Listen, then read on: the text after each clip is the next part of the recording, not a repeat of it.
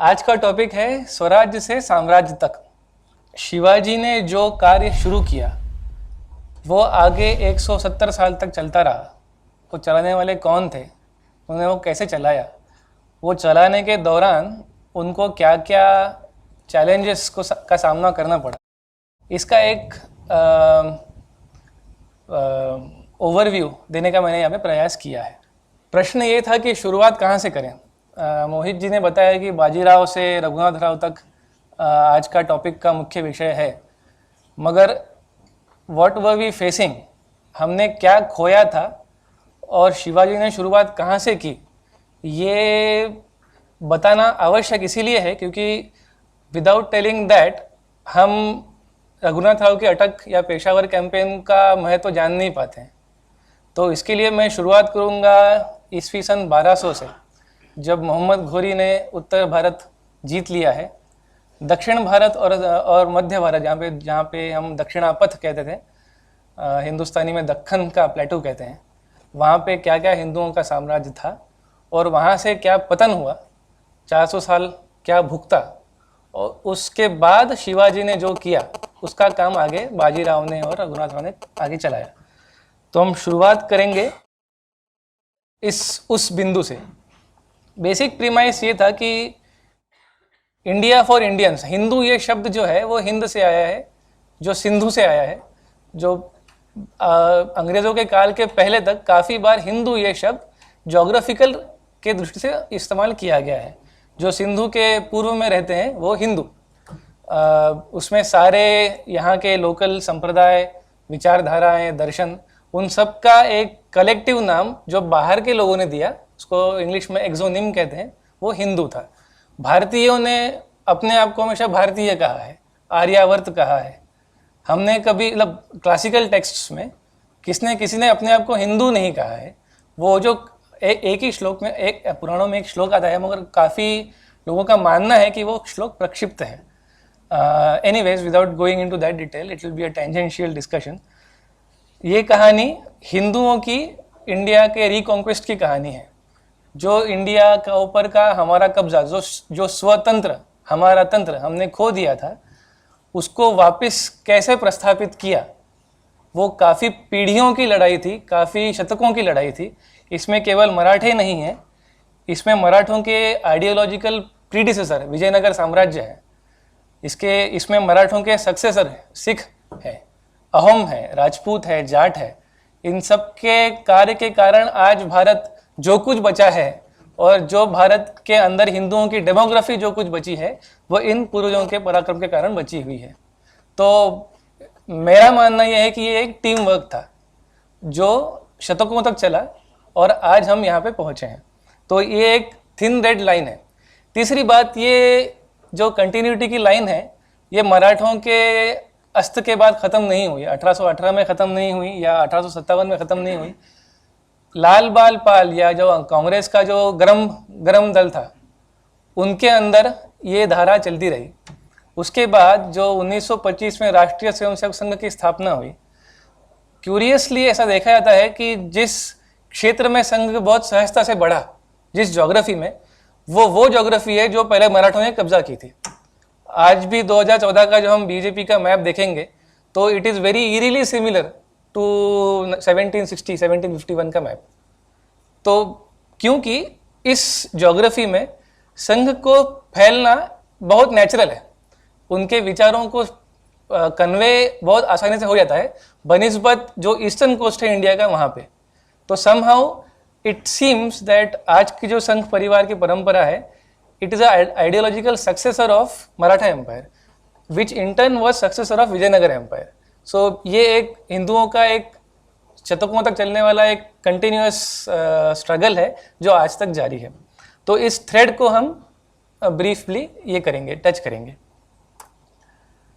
सन 1200 ये अपने आसपास की दुनिया थी। मोहम्मद घुरी ने पूरे हिंदुस्तान का मेडिवल टर्म्स में शब्द है का अर्थ है इंडो गैंजेटिक प्लेन्स, माने पेशावर से लेके बंगाल तक जो यहाँ का दिल्ली का जो प्लेन्स है, उसको हिंदुस्तान मेडिवल इंडिया में कहा जाता है। तो पूरे इंडो गैंजेटिक प्लेन्स को कब्जा कर लिया था। सेन साम्राज्य, लक्ष्मण सेन नाम के एक योद्धा थे, उन्होंने बंगाल संभाला हुआ था। राजपूतों ने गुजरात, आज का मध्य प्रदेश, मारवा, चंडेला, छत्तीसगढ़, काड़चूर, गंगा एम्पायर, इन्होंने एक बफर जोन बना के रखा था, यूँ समझो, जो उत्तर भारत का इस्लामी साम्राज्य और दक्षिण या नर्मदा के दक्षिण में जो यादव, काकतीय और होयसाल, ये त्रिकूट था, ये ट्रायम्विरेट था, इनका साम्राज्य बचा के रखा था। एक क्यूरियस पैटर्न ये है कि काफ़ी बार मैं भारत को रिवर बेसिन के रूप में देखता हूँ। मतलब भारत को समझने के लिए आसान ऐसा रहेगा कि आप you look at it as Ganga valley, Krishna Godavari, Kaveri, Brahmaputra, Sindhu, क्योंकि rivers have their own ecosystem which evolves over time. उनकी खुद की एक ज्योग्राफी होती है, ज्योग्राफी के द्वारा की गई जो नीड्स हैं उसके हिसाब से वहाँ की लोकल पॉलिटी डेवलप होती है। तो काफ़ी बार ऐसा देखा गया है कि जब उत्तर भारत में एक पावर वैक्यूम सा आता है या परकीय आक्रमण आता है, तो कृष्णा गोदावरी के काफ़ी साम्राज्यों ने कम से कम बुद्ध के अवतार कहेंगे या प्रचलन कहेंगे उनके बाद कम से कम 3 या 4 बार हस्तक्षेप किया है उत्तर भारत में to save. First the most popularize Satavahana, जिन्होंने इंडो बैक्ट्रियंस को, ग्रीकों को हराने के लिए काम किया था।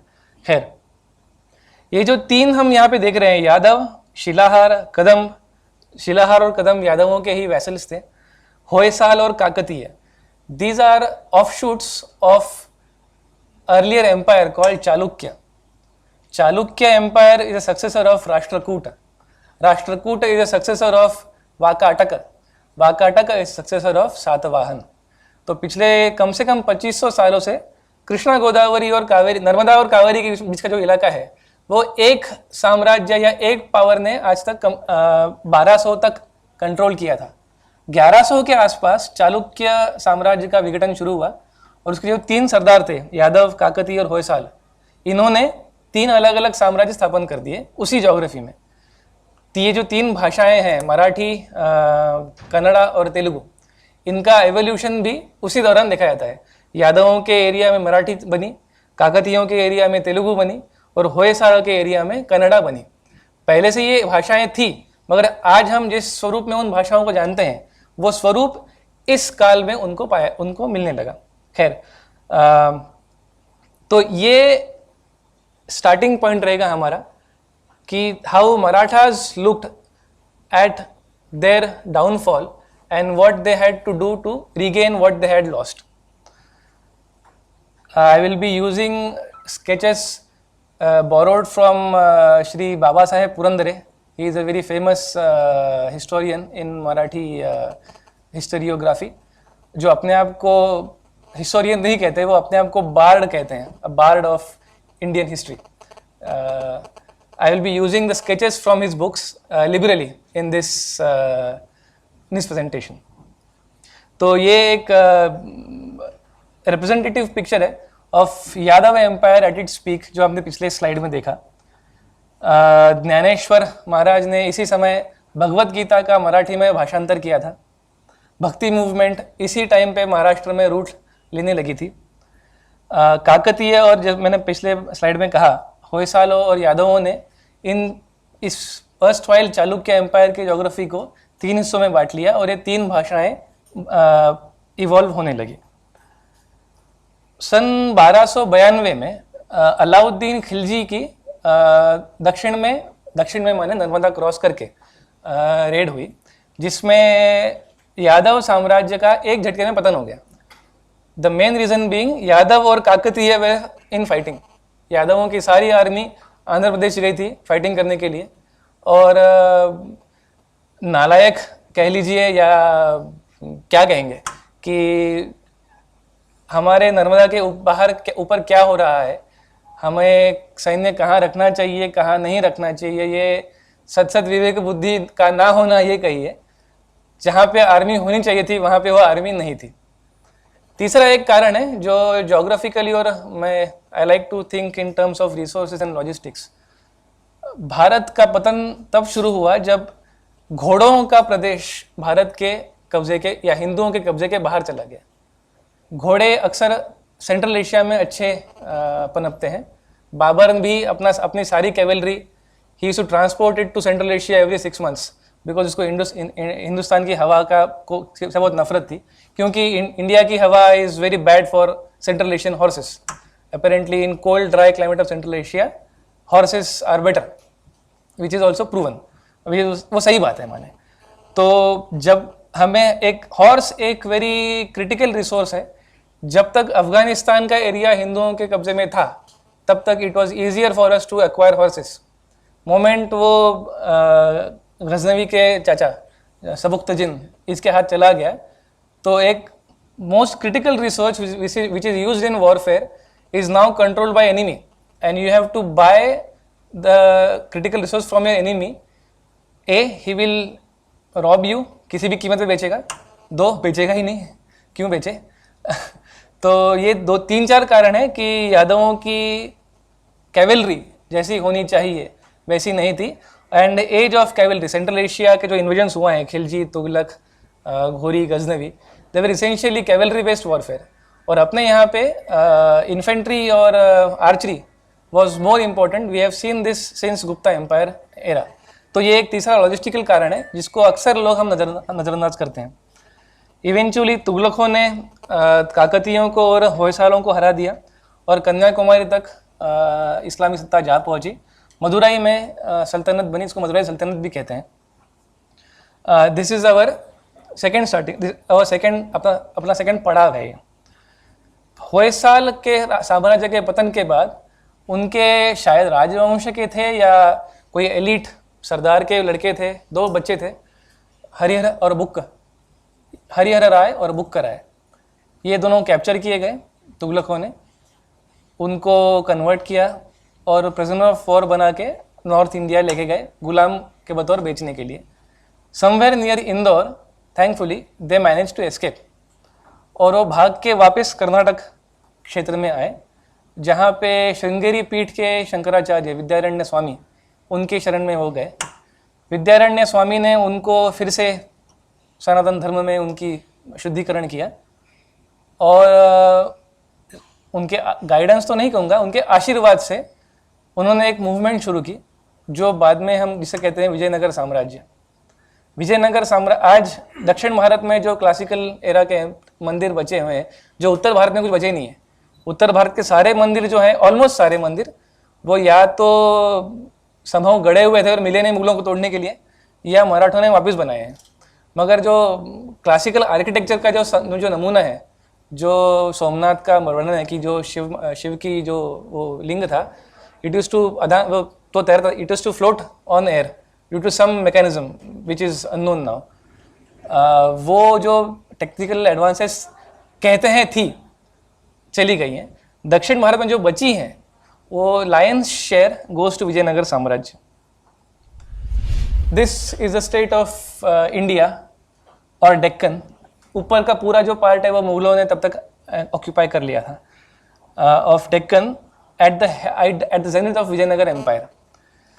जो ऊपर की जो 5 ये दिख रही हैं, अहमदनगर, बीजापुर, बेरार, बीदर और गोलकोंडा, हैदराबाद, वो पहले एक ही साम्राज्य हुआ करता था। इसको कहते हैं बहमानी साम्राज्य।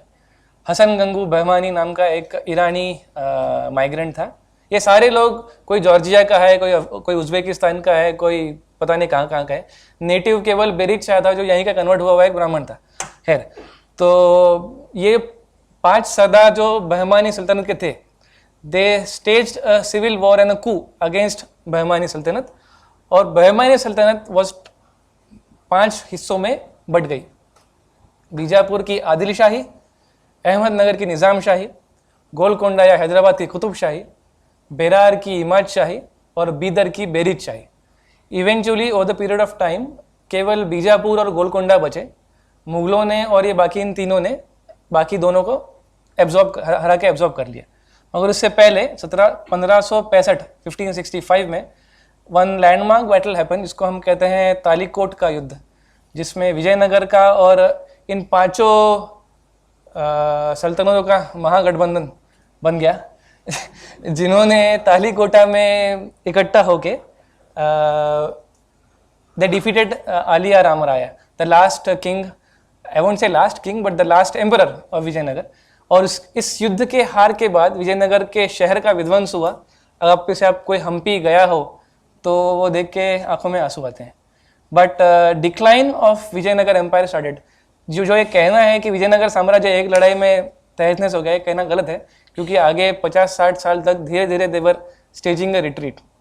जो मैसूर के जो आज राजा हैं, जिनके बाद में दीवान हैदर अली और टीपू वगैरह बने, दे वेर सत्रप्स और सरदार विजयनगर के ही थे, जो धीरे धीरे पीछे दक्षिण की तरफ जा रहे थे, क्योंकि आदिल शाह और Qutb Shah they were trying to conquer their territory.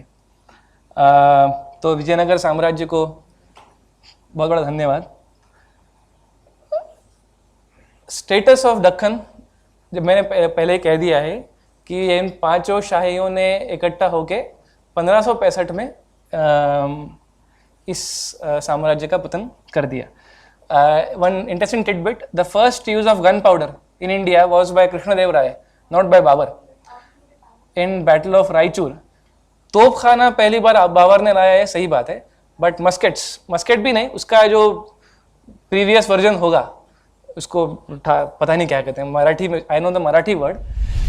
Battle of Raichur में पहली बार मेरे हिसाब से gunpowder was use to kill और break open the bastion of Raichur fort by Krishnadeva Rai.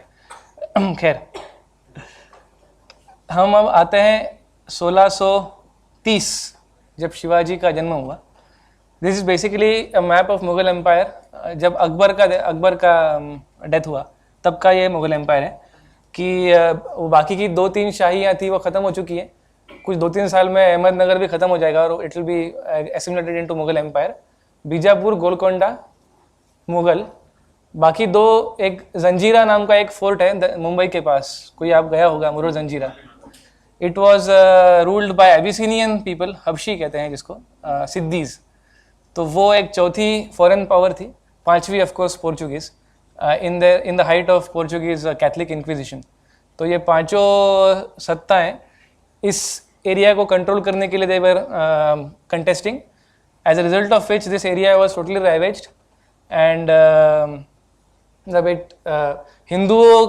Hindus formed the bulk of the armies fighting on all 5 sides. What to say? Religious persecution, most importantly temples का तोड़फोड़, और स्त्रियों के ऊपर अत्याचार, for sale as sex slaves in Gulf and in Central Asian markets, was at its peak during and after death of Akbar in area south of Narmada. इस backdrop में शिवाजी का जन्म हुआ है. यहाँ से 400 साल पहले तक ये होता रहा है. तो 400 साल.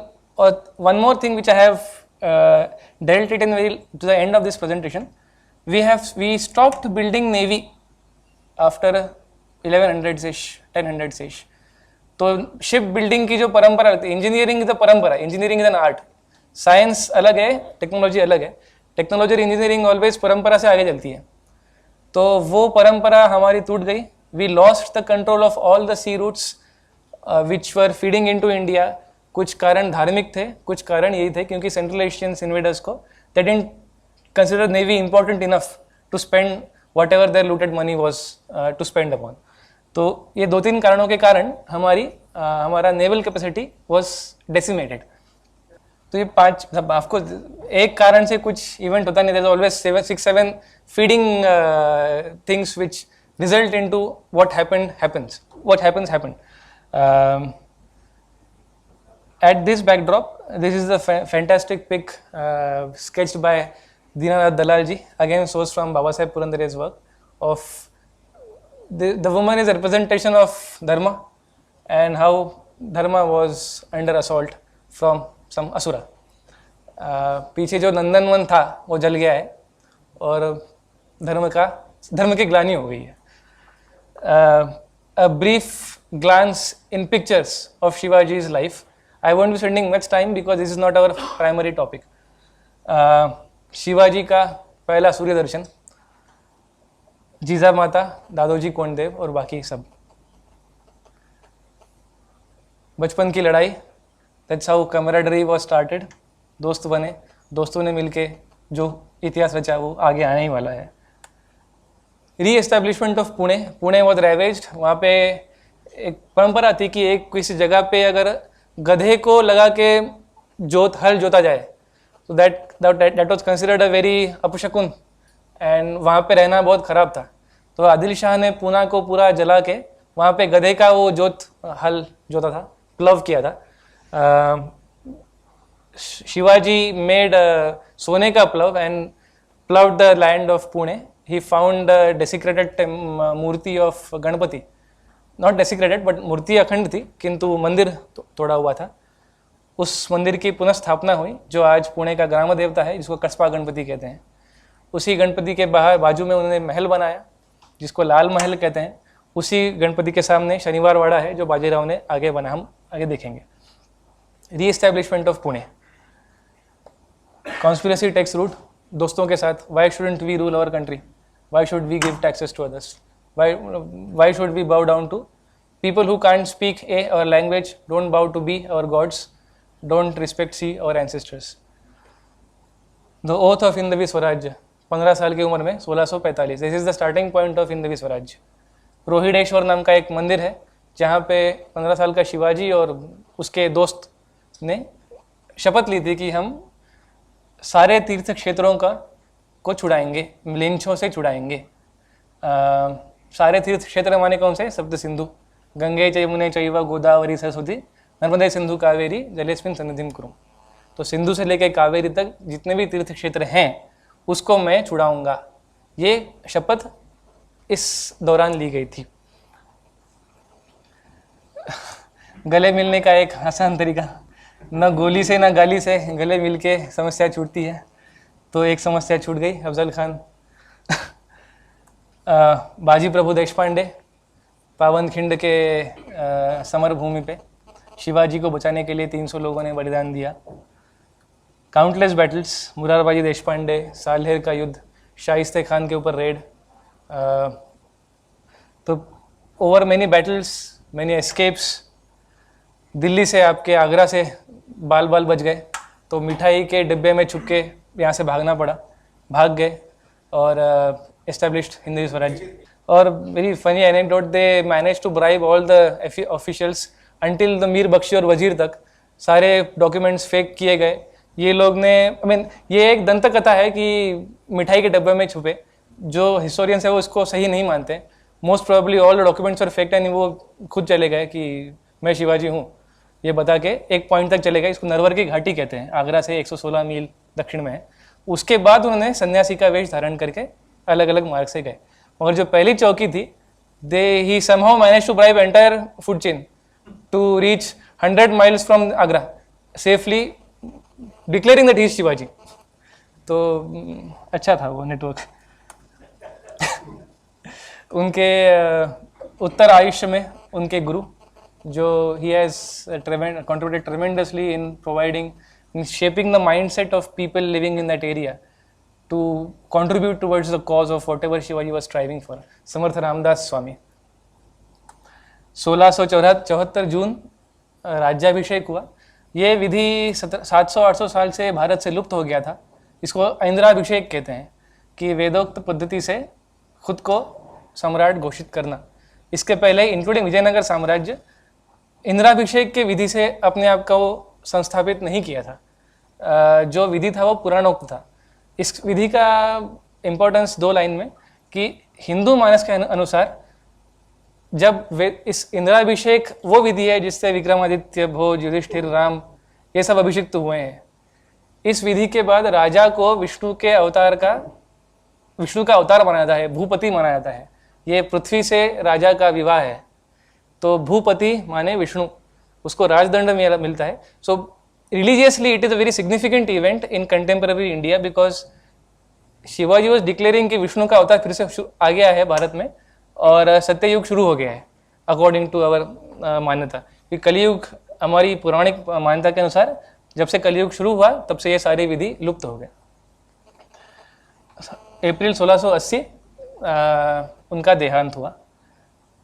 What he created in those 45 to 80, 35 years was this kingdom. Western Maharashtra का 3-4 ज़िले, तमिलनाडु और तंजावुर के एरिया का एक पार्ट का एक एरिया, और इनको कनेक्ट करने वाली एक strip. He bifurcated Bijapur and Hyderabad, Golconda into 2। बीच से एक पैसेज बना जो औरंग आगे के दौरान बहुत इंपॉर्टेंट साबित हुआ। But this is what he created after all the strife he performed in his life. कुछ फीचर्स हैं जो हिस्टोरिकली बहुत इंपॉर्टेंट है। Centralised rule, he delegated the power to cabinet, council of ministers, as mandated by various अर्थशास्त्रीज of India। Chanakya है, शुक्र है। अलग अलग आचार्यों के अलग अलग मान्यता है कि कितने मंत्री होने चाहिए, किस मंत्री का क्या पोर्टफोलियो होना चाहिए। शुक्र नीति का प्रभाव शिवाजी पे बहुत दिखता है। अष्टप्रधान मंडल की स्थापना हुई। मनसबदारी और जागीरदारी सिस्टम जो अकबर ने शुरू की थी तोडरमल के मदद से, he abolished it, which was a very revolutionary thing, because Hindus were siding all the invading empires. एक ही लालसा थी कि इस एरिया की या इस ज़िले की जागीर मुझे मिल जाए। तो उस एरिया का सारा जो इनकम है, most of it belongs to that jagirdar. एक छोटा fraction he has to deposit to the central treasury of that sultan, and basically he is the king of that jagirdar। IAS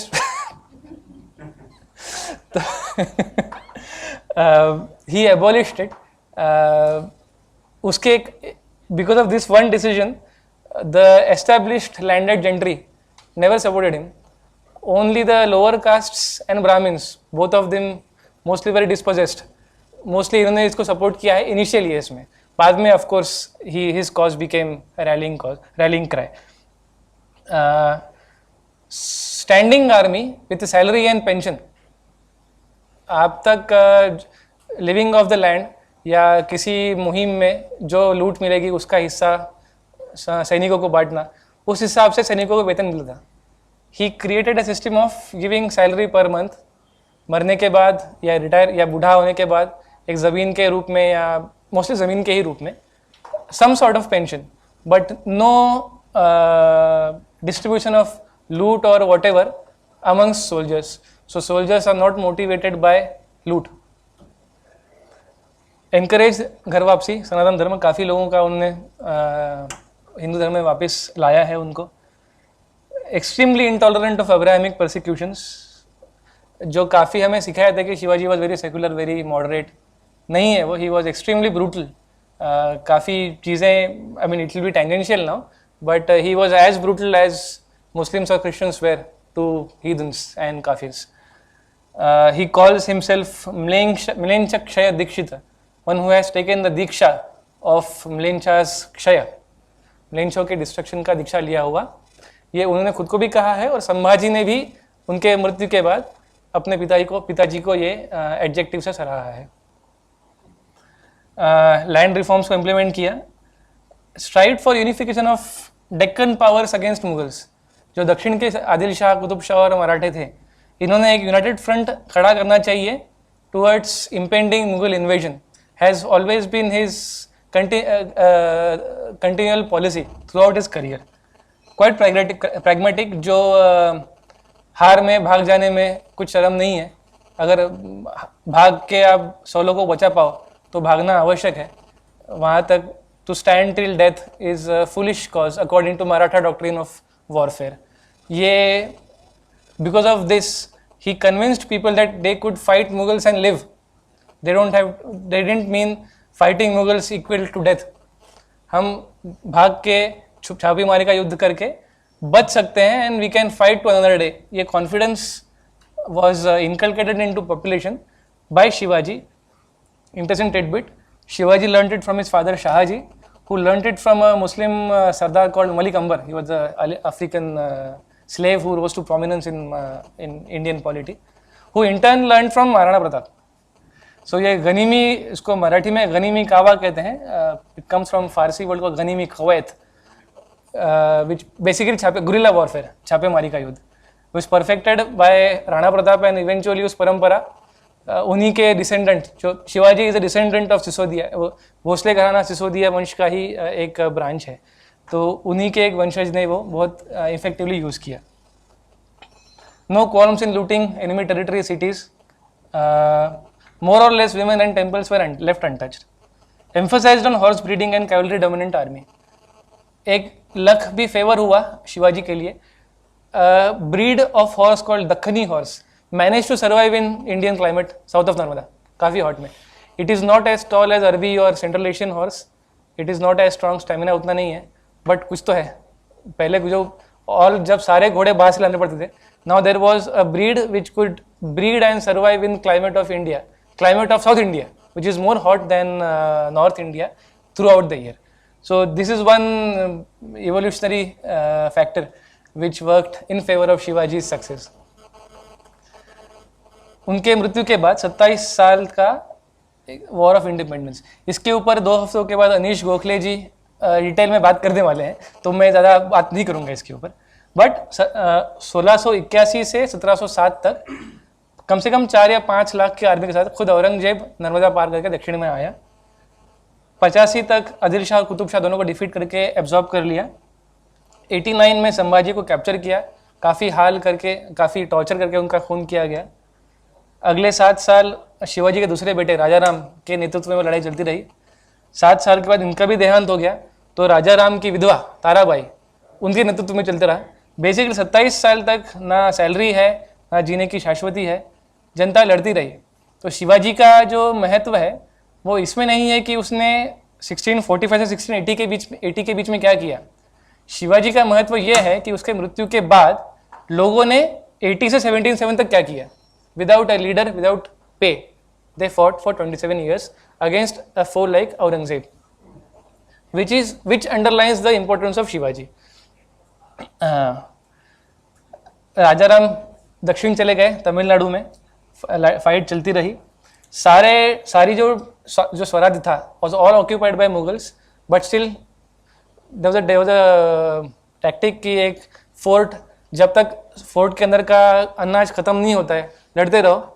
अनाज खत्म होने के बाद they used to sell off the fort to Mughals, मुगलों को बेच देते हो. Mughals used to rebuild it, stock it properly, और स्टॉक होने के बाद फोर्ट was recaptured. ऐसे कम से कम 15 साल ही चलता रहा है. तो एक पॉइंट के बाद किला बेच दो, बेचा हुआ रकम अपने जेब में ले लो, सब रिबिल्ड होने के बाद वापस ले लो. ये सारे फोर्ट्स का गिव एंड टेक एक्सचेंज बहुत हाई थ्रूपुट रेट पे चलता रहा है इन 27 सालों में. 1700 में राजाराम की मृत्यु हुई. अगले 7 साल तक मैंने कहा कि ताराबाई केस में चलता रहा. मोस्ट इंपॉर्टेंटली जो मेजर रिफॉर्म शिवाजी ने किया था, एबॉलिशमेंट of जागीरदारी, it forcibly came back because Aurangzeb was offering jagirs to Maratha Sardars to defect, and there was no offer which Marathas could give to stop them from doing. So they had to give counter offers to keep men and powerful satraps in their field, in their fold. So they started outbidding promises of jagirs to their soldiers. Many jagirs were given in enemy territory कि भाई अभी वो तुम्हें जागीर मिल गई इंदौर की, मगर इंदौर कहाँ, पुणे कहाँ, तो तुम्हें चाहिए जागीर, जाओ वहाँ पे लूट के आओ यहाँ पे क्या है. तो many jagirs were given in enemy territory. Somehow it motivated Marathas to go and get their due. Marathas first cross Narmada in 1703 when they entered Malwa, but it was not a permanent occupation. Anyways, again tangential. At the zenith of Mughal empire, Aurangzeb के चरम बिंदु पे पूरा भारत उन्हीं के हाथ में है. कोई भी जो मराठास हैं, जाट हैं, राजपूत हैं, पठान हैं, ये चारों लोग were rebelling, revolting, but Aurangzeb ruled with iron fist until he died, or rather 2 years until he died. Economy of India screwed, ecology of India screwed. Think about number of arrows required, number of spears required, number of stakes required to stop a cavalry charge. कितने पेड़ों को काटना पड़ा होगा. There is a system in Indian village called, I mean in Marathi we call देवराई, कि हर एक गांव में या एक पंचक्रोशी में एक सेक्रेट फॉरेस्ट सा होता है. वो काफ़ी मतलब एटलीस्ट दक्षिण में मैंने काफ़ी देख, उत्तर में भी होगा ही है, मतलब वो एक हिंदू की एक परंपरा रही है वो. All those forests are gone और were gone, which I mean from ecological perspective, from biological perspective, I being a biologist, कितना बायोडाइवर्सिटी का लॉस हुआ रहेगा वो सोच के बुरा लगता है. Demography of India screwed. The hope of assimilation of Muslims within Hindu fold, जो शकों का हुआ, कुषाणों का हुआ, हुणों का हुआ, उस आशा का परमानेंटली दहन औरंगजेब ने कर दिया. जो रेडिकलाइजेशन औरंगजेब के कारण और औरंगजेब के बाद और औरंगजेब के दौरान हुआ, उसका उस दरीला काय म्हणणार, उस वैली को मिटा पाना बहुत अभी मुश्किल है. क्या 500 साल पहले कभी ऐसा था where we could think hope for this even before this 500 years? I agree, but हुणों का और शकों का कब हुआ? That was a different era and different one decisive military defeat. After that, there is a small chance of this happening. Decisive military defeat where you crush all the hopes of free survival. वो हुआ ही नहीं है ना. हम कब ऐसा आशा रख सकते हैं कि जब सारी आशाएं जो मन की है सारी की सारी धूल में मिला दी गई हैं बाय अ ब्रूटल मिलिट्री डिफीट, उसके बाद ही ये धर्म विजय पॉसिबल है, शस्त्र विजय के बाद.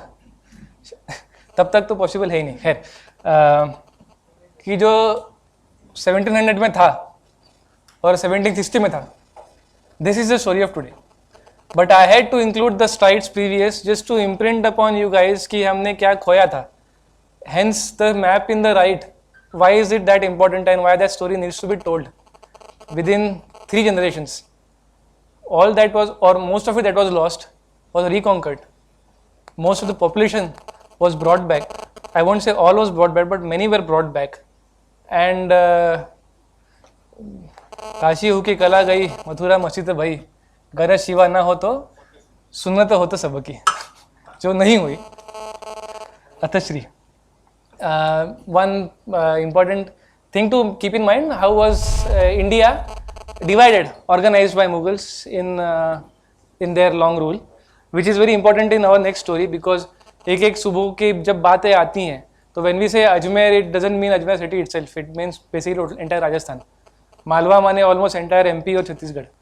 तो जब हम कहते हैं कि बाजीराव को मालवा की सनद मिली या रघुनाथ राव को लाहौर की या कश्मीर की मिली, तो you have to keep this map in mind very importantly.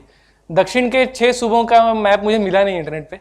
इस बेसिकली अहमदनगर, खानदेश माने जलगांव धुलिया आज का एरिया वो, बेरार माने आज का विदर्भ नागपुर वो एरिया, गोलकोंडा माने हैदराबाद आंध्र प्रदेश, अहमदनगर, बीजापुर और कर्नाटक.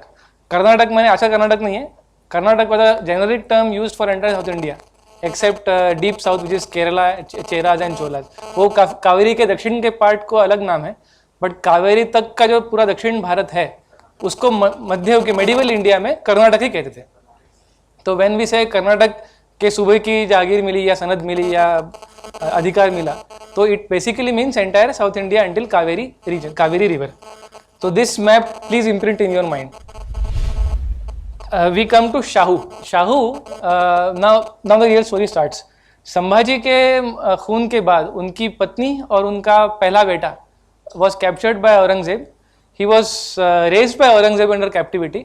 पूरा एजुकेशन दिया, सब दिया, मगर बेसिकली हाउस अरेस्ट में था वो पूरा जिंदगी भर. औरंगजेब के मृत्यु के जस्ट पहले मुगलों ने उसे छोड़ दिया विद सम नॉमिनल आर्मी, 200-300 घुड़सवार वगैरह. He started moving towards Deccan. ना अपने यहाँ पे एक हिंदुओं में परंपरा है, लॉ के स्टूडेंट्स ज़्यादा जानते होंगे, मिताक्षर और दूसरा है क्या, दया भाग. तो मिताक्षर अक्षर eldest son of eldest son करता, मतलब they usually don't, I mean as far as I know, you may agree because I am not a lawyer, जहाँ तक हो सके प्रॉपर्टी का बंटवारा ना हो, उस शब्द में ही का अर्थ है. तो eldest son was Sambhaji of Shivaji, उस बड़े बेटे का बड़ा बेटा was Shahu, and in the mindset of people he is the rightful heir to the throne. But Tarabai had also, I mean, she had struggled, she had kept the throne alive for Shahu to return. So there was a civil war between those who sided the traditional method of aiding eldest son and those who sided Tarabai. This is where the strife within Maratha Empire was sown. It was a very nice move. I won't say nice, but very काफ़ी चालाक move थी वह औरंगजेब के हिसाब से. 1707 से 14 के बीच की परिस्थिति. इन दो फैक्शंस में सिविल वॉर शुरू हुआ. Basically it was hunt of getting as many सरदार्स and strong man as possible into our camp. तो इस सक्सेशन में अब while Maratha were under civil war, Mughals were under succession war. ये औरंगजेब 90 साल तक जिया. उसने अपने बेटों का, मुझके बेटे भी 60 साल 70 साल के हो गए. काफ़ी बेटे ऐसे ही बिना मतलब सपने देखते भी मर गए. तो उसके कि भाई कब पिताजी का होगा और हमें चांस मिलेगा. बट नहीं हो पाया उनके हिसाब से. तो there were too many heirs and it was as they say north India खुला खेल फरुखाबादी कि there was rapid high throughput succession of Mughal emperors between this era. दो बंधु थे, सैयद बंधु, उनके मैं आगे आऊँगा. they had a hobby of replacing Mughal emperors as their convenience कि अगर ये ठीक से काम नहीं कर रहा है तो इसको मार के दूसरा लाओ, देखते हैं वो कैसे काम करता है वगैरह वगैरह. सो बहुत दक्षिण में और उत्तर में इंस्टेबिलिटी का दौर रहा है इन 7 सालों में. इस बैकड्रॉप में भट्ट फैमिली का उदय शुरू हुआ. भट्ट फैमिली वॉज देशमुख हमारे देसाई. बेसिकली 10 गाँव या 10-15 गांवों का एक मुखिया, उसको देशमुख कहते हैं. अलग अलग जोग्राफीज में अलग अलग नाम है. देश पांडे हैं, देश स्वामी का देसाई हुआ है. तो अलग अलग, but basically means a administrative division which administrative post which governs the revenue collection of 10 और 15 डिफरेंट विलेजेस. 10 देशमुख के ऊपर एक सर देशमुख होता है, या सर देश पांडे होता है, या सर देसाई होता है. So on and so forth. He came from a region which was controlled by Siddhis, the Abyssinian invaders from Ethiopia. उनसे काफ़ी उनकी अनबन हो गई. तो भट्ट फैमिली बेसिकली, जो उनका बड़ा बेटा था, he had to run away. उनके पिताजी शिवाजी महाराज के सूबेदार थे, मगर उनका गांव was under territory of Siddhi, and Shivaji then Sambhaji couldn't control Zanjira until the end for some reason or the other. Anyways, so they had to flee. In Marathi this is very famous, the 3 Bhas, Bha, Bha, Bhi, who fled from Srivardhan. Bha stands for Bhatt, Bha stands for Bhanu, and Bhi for Bhide. These 3 families are very important in our next history. Bhanu became Fadnavis, Nana Fadnavis, the famous one, who consolidated India after death of Madhavrao Peshwa. So these 3 families had been family friends since their fleeing days. Karta Purush of Bhatt family was, when they fled to the plateau from Konkan, was Balaji Vishwanath Bhatt. Balaji, also known as Ballar, name comes from Ballareshwar, which is the name of a Ganpati. Ganpati has been Kuladevata of this particular clan of Bhatt family. So परंपरा रही है कि गणपति के या शंकर के नाम से बच्चों के नाम रखे जाए. बल्लार नाम था, जो प्यार से बालाजी हो गया, Balaji. took up service under Sambhaji 1680 के बाद, continued to serve Marathas and throughout 27 years of war. एक पॉइंट के दौरान मराठास कॉन्कर्ड औरंगाबाद, आज का महाराष्ट्र का औरंगाबाद है, देवगिरी दौलताबाद का area. He was Subedar of that region for few years. I don't know how many years, but he was Subedar for a duration of time. A point है कि this 27 years was so unstable कि there are very few original documents from that era. Whatever documents we have are from 20-30 years later, when Maratha Empire was stabilized, and the records were written of history 30 years ago. So there are very primary sources of these 27 years.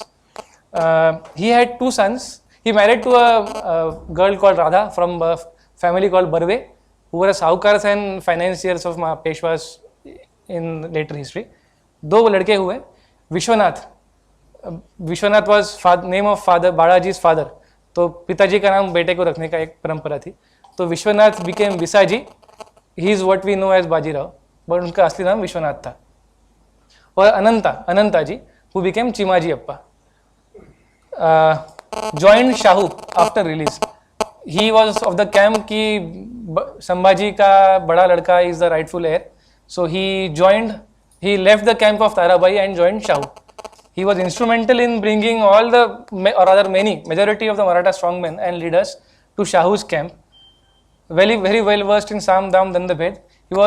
He fought in wars, but that I won't say war was his forte. His main forte was his sweet tongue, with which he could convince people to buy either प्यार से या पैसे खिला के या मतलब सामदान धंधे भेद से अपना काम करते थे. He is instrumental in creation of Huzurat cavalry. It's a very famous, it's very important for people who like military history. Huzurat cavalry is a heavy cavalry contingent of Marathas, which was loyal to King Chhatrapati, but in fact loyal to Peshwas. They had a very important role to play in Panipat ka war. I won't be discussing that, but it is the most elite cavalry contingent of Maratha army, which was started by Balaji Vishwanath. He was granted the title of Senakarta to create cavalry, and later Panta Pradhan. Peshwa is again an exonym. Marathas called their Peshwas as Panta Pradhan, which is still used in Marathi for Prime Minister. Civil war between Satara and Kolhapur ended with mediation of Balaji. And I mean, Tarabai was imprisoned by her stepson. And it is unfortunate for a woman of that caliber to face what she faced after Shahu's ascent on the political arena. But somehow she was imprisoned by her stepson, and stepson was willing to make peace with Shahu, which Tarabai was not. There was a treaty of Varna. Varna river was the boundary, and two Chhatrapatis agreed to coexist together, recognizing each other as valid Chhatrapatis. This lasted at least for 10 years. Meanwhile in Delhi, मैंने पहले एनोट किया था कि सैयद बंधु बड़े आगे हुए, शिया थे वो, और मुगल के जो पावर होल्डर्स थे वो मोस्टली वे सुन्नीस. तो वो एक टेंशन का एंगल है विच played out.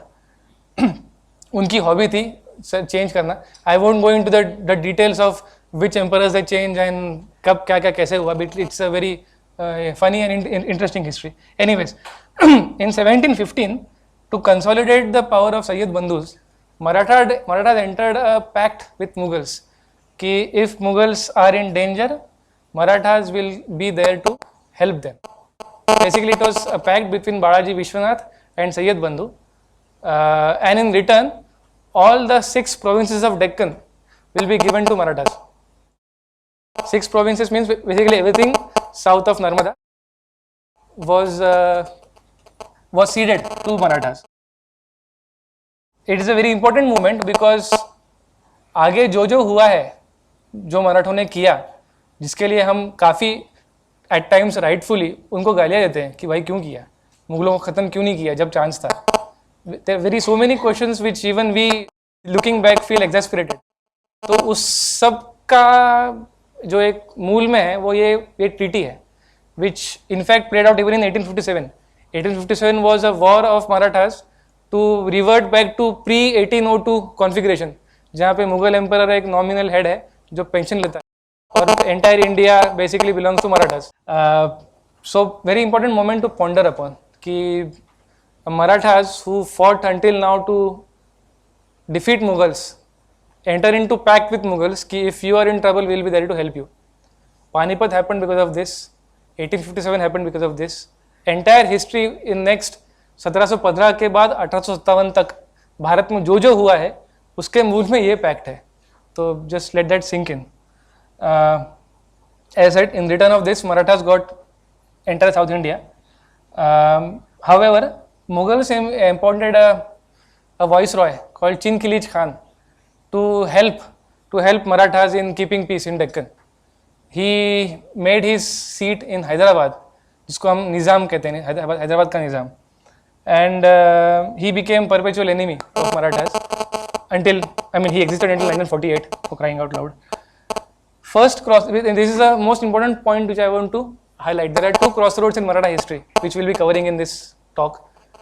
Should we remain in Deccan and consolidate Deccan, or should we cross Narmada and go in north? Shivaji's vision was first peninsular India should be consolidated. Entire peninsular India को पहले अपने हाथ में ले लो, उसके बाद देखेंगे अगर चांस मिला या ताकत रही तो नर्मदा को क्रॉस करके हम उत्तर में जाएंगे.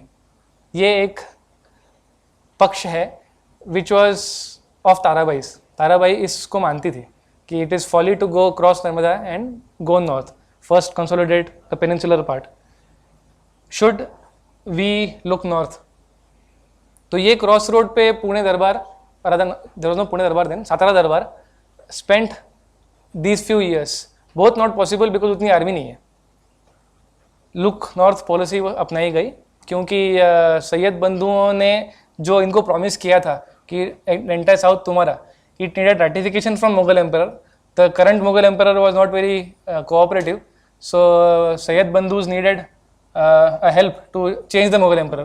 First time in history, rather first time in last 1500 years, 25,000 कम से कम 20 से 25,000 फौज led by Balaji Vishwanath and his 15-year-old son Baji Rao entered Ganga Valley and captured Delhi. Patparganj के वहाँ पे उनका कैंप था, जो आज का पटपड़गंज है उस एरिया में उनका कैंप था. Baji Rao is known to have held one of the gates of Delhi, looted some suburbs, whereas the Mughal emperor was killed, new was installed, he was made to sign whatever was needed to be signed, and he signed and the army returned back. This is the first time when this generation saw what was there north of Narmada, logistically speaking, because they have been crossing Narmada and many rivers again and again over the period of time. One more important thing, mother of Shahu was still captive of Aurangzeb. She was returned back to Maharashtra. Achievement of Balaji is demonstrated by this map. What he got was the map in left, what he left was map in right. He basically reclaimed what was of जो शिवाजी का था, at least उतना वापस regain Balaji Vishwanath ने किया. एक army बनाई, छोटी थी मगर very discipline, very well equipped army, which was very instrumental in what Baji Rao did. It is very analogous to what Philip did to Alexander. Not completely, because Philip had no rivals. Balaji Vishwanath had many rivals. First 10 years of Baji Rao was spent in intra-Maratha warfare. Anyways, but जो Balaji को नहीं था, he made sure that his son was in much better place than he was when he started over the innings. Died in 1720, first Peshwa of Bhatt family. After him, the Peshwa, the prime minister position became hereditary. Until then, it was not hereditary. Inherited a moth-eaten kingdom, left behind a small kingdom which was consolidated. Many internal enemies remained, but many of them were taken care of. Now we enter the era of Baji Rao. This is the region wherein the 3.5 districts of Maharashtra transformed into pan-Indian empire, or aspired to be a pan-Indian empire. Appointed as Peshwa in 1720 after the death of his father, although not very easily, there were many contenders, and there's plenty of internal strife between different candidates. 19-year-old guy, a boy becomes Peshwa, died at 40, transformed a small kingdom into a pan-Indian empire. What Baji Rao did was this: he inherited the map from his father, transformed it into the map on the right. Now this map on the right is what they had permanent occupation. The Maratha armies were traveling everywhere from Tanjavur to Delhi and to Bengal to Gujarat. But permanent occupation wise, Baji Rao ने इतना India को reclaim किया in 20 years of his career. First phase was, as I said, was fraught with internal strife. लड़का भी 19 साल का था. It was difficult for him to deal with the seasoned politicians and military leaders of different factions. First 7-8 years was spent by him in dealing with this strife. Nizam was made Wazir of Mughal Empire, but Nizam was getting too popular, too powerful. So the Wazir was transferred from Hyderabad to Awadh, Lucknow, and he said, "मेरे को transfer नहीं चाहिए मेरे को." So he rebelled, and Baji Rao helped Nizam defeat Mughals in 1723. Year late, in exchange of Nizam agreeing that Marathas have right to collect taxes from South India. ये एक साल के बाद निज़ाम बोलता है मैं मानता नहीं है, and he started removing Maratha armies from Karnataka, from Ahmednagar, from eastern part of peninsular India. This is where rivalry begins. He started interfering with revenue collection of Marathas in south. He started sowing dispute between Kolhapur and Satara thrones. Promised Kolhapur that if he'll help Kolhapur eliminate Satara, ताकि एक ही राजा बचा रहे जो निज़ाम से दोस्ती बनाए रखे. ऐसे करते करते हम वी अराइव इन अगस्त 1727. ज्योतिष में कहते हैं कि भाग्योदय किसी का होना, ये वो महीना है जब बाजीराव का भाग्योदय शुरू हुआ. we come to Battle of Palkhed. I mean, this is a very crude map. I couldn't find a military proper map, so I had to, yeah, Microsoft Paint before it goes away. So it's a paint job.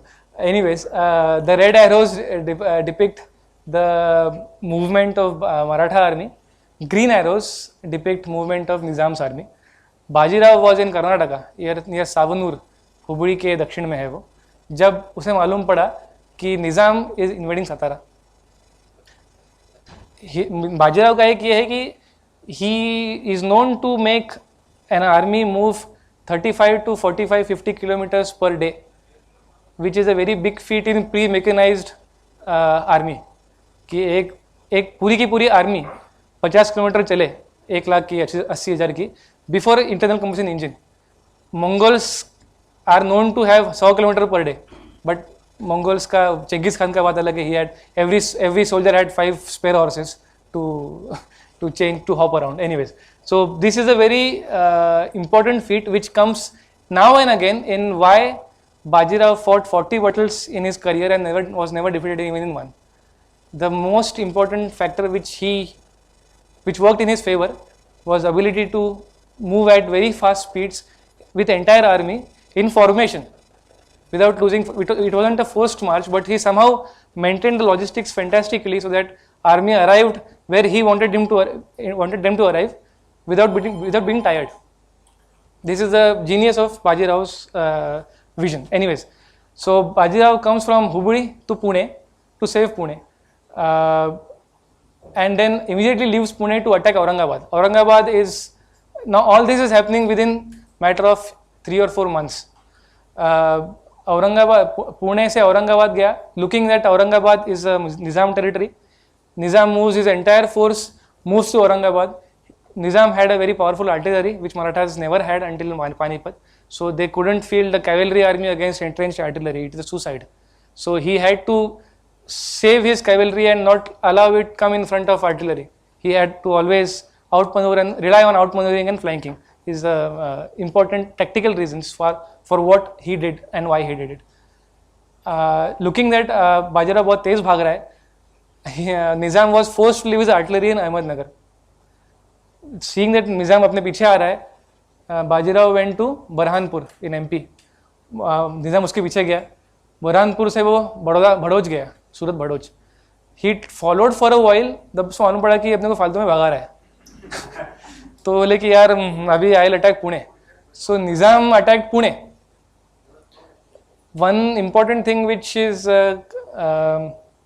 संस्कार of से Shivaji, looking that अपना शहर, अपना capital is burning, it was dispensable. Afzal Khan was trying to lure Shivaji out of his Pratapgarh ka fort. He was destroying Pandharpur ka temple, Tulja Bhavani ka temple, killing many Hindus, just to anger Shivaji to come out of his strong position. Shivaji didn't come out of his strong position. He met his army, his enemy, when he wanted to and where he wanted to. So that patience is shown again by Bajirao. He let Pune burn, but he didn't fall for that trap. In fact उसने एक अफवाह उठा दी कि अब मैं जा रहा हूँ औरंगाबाद और हैदराबाद डायरेक्ट. तो and he actually started moving and Nizam fell for it. Pune में कुछ बचा भी नहीं था. And he tried to intercept red arrow of Bajirao moving towards Golconda, Hyderabad. And the time is February-March of South India, which is very hot. And basically what Bajirao did is, he stood between the river and Nizam's army, and he did nothing. He just stood there. चारों तरफ से चौकियाँ लग गई. There was hardly any skirmishes, very few skirmishes, but he won this entire campaign by just denying Nizam access to water. And hence Montgomery has described this particular battle as a masterpiece in strategic mobility. कि how to win and meet a war objectives without losing many men. So if I am not doing justice to it. I can't even spend more time on it. But please go and read about Palkhed ka battle, and please go and read about Bhopal ka battle. These two battles are it is where you see the genius of Bajirao as a cavalry commander, of maneuvering 1 lakh ka army in formations to meet the military objectives. Anyways, this is the Bhagyodaya of Bajirao. Chhatrapati was recognized as only Maratha leader. Chauth was allowed. Dues were paid कि जो तुम्हारे कारण हमें वसूली करने को मिला नहीं है वो भरपाई निज़ाम करेगा, निज़ाम ने करा. This was the fourth clause of this treaty. Why wasn't he defeated? Lack of good artillery. And there is one more important thing which I also read it in few blogs कि gunpowder का essential 3 components हैं. एक some alkaline nitrate, potassium nitrate और sodium nitrate, ammonium, एक nitrate होना चाहिए with alkaline group KNO3 या कुछ भी, gun coal of course coke. ये दोनों माइंस वेर नॉट और other are in Golconda region or in Jharkhand region. They have always been out of Maratha territory. Again, this is a second example after horse कि why a physical control of strategic resource is must in your territory so that you don't have to import gun powder from Nizam. क्योंकि वहीं अभी तो काफ़ी जगह पे मिला है नाइट्रेट्स का माइन, बट वो टाइम पे एट दैट टेक्नोलॉजी गोलकोंडा के आसपास का mines were recoverable at economic at I mean profitably.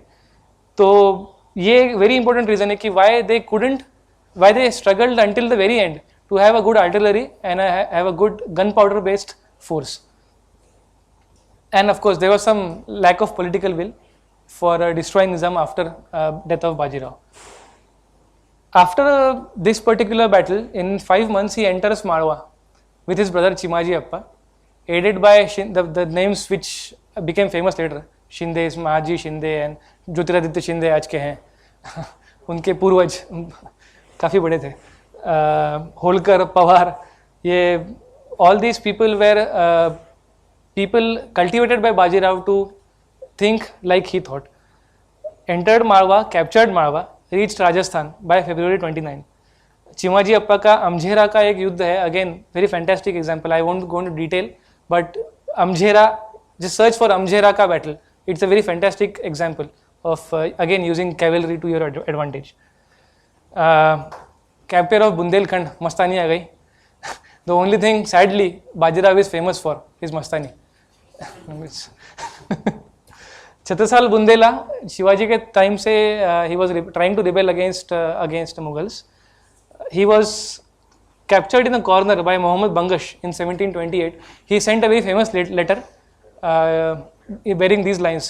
जो गजेंद्र ग्राह की, आपको कहानी बताओगे गजेंद्र मोक्ष की, जब एक गजेंद्र नाम का एक हाथी था जो एक कमल लेने गया और उसको एक मगरमच्छ ने पकड़ लिया और उसने एक बहुत प्यारी विष्णु की स्तुति की है. तो विष्णु आए, चक्र से मगर का गला काट दिया. उस एपिसोड को कहते हैं गजेंद्र मोक्ष. जो गत गजेंद्र ग्राह की, सो गत भई है आज, बाजी जात बुंदेलन की अब राखो बाजी राज. ये 2 lines were sent to Bajirao who was campaigning near Indore to come and help against Bangash. Bajirao responded. Bangash knew that Bajirao is coming. He couldn't anticipate कि वो 8 दिन में आएगा. उसको लगा कि 15-20 दिन में उतना टाइम लगेगा. By that time Bundelas will be taken care of. But he covered the distance from Burhanpur or between south of Narmada to Bundelkhand in 7 or 8 days with about 50,000 army. And Mughals were stuck between a double pincer move, which is the worst place to be if you are enemy, कि दोनों side से enemy आया है और तुम बीच में अटक गए हो, like Hannibal did in Cannae. Chhatrasal gave as a ये 1/3 हिस्सा अपने राज्य का बाजीराव को दिया और अपनी एक बेटी जो एक फारसी कॉन्क्यूबाइन, क्या कहेंगे, कॉन्क्यूबाइन ही कहेंगे, जो उनकी धर्म पत्नी नहीं थी मगर उपस्त्री कहते हैं उसको, या संस्कृत में रक्षा कहते हैं. रक्षा से रखेल शब्द आया है बट ओरिजिनल वर्ड इज रक्षा. उसकी जो उनके द्वारा जो बेटी हुई थी उनको मस्तानी नाम था उनका. शी वॉज गिवन एज कन्यादान के रूप में बाजीराव को दी गई. ये वो फेमस मस्तानी है who entered Bajirao life in 1728. तुरंत बाद गुजरात का कॉन्क्वेस्ट हुआ. Senapati of Marathas called Dabhade wanted to have Gujarat for himself. He couldn't do it. Bajirao did it. Jealousy के कारण he revolted against Bajirao. Bajirao with his brother defeated him, killed him. His substitute was made governor of Gujarat, Gaekwad, Sayajirao Gaekwad, जो अब तक थे. अभी भी वडोदरा में उनका पैलेस है. So Gaikwads have been taking care of Gujarat since 1728.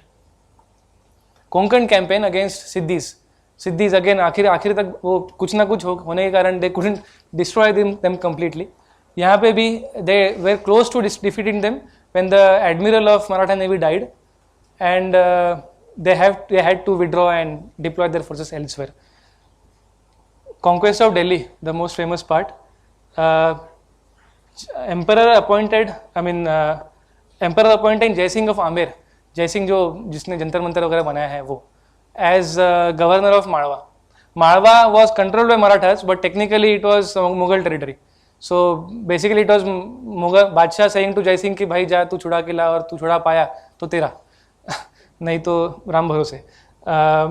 He knew that हम बादशाह अपने को is sending me on full errand.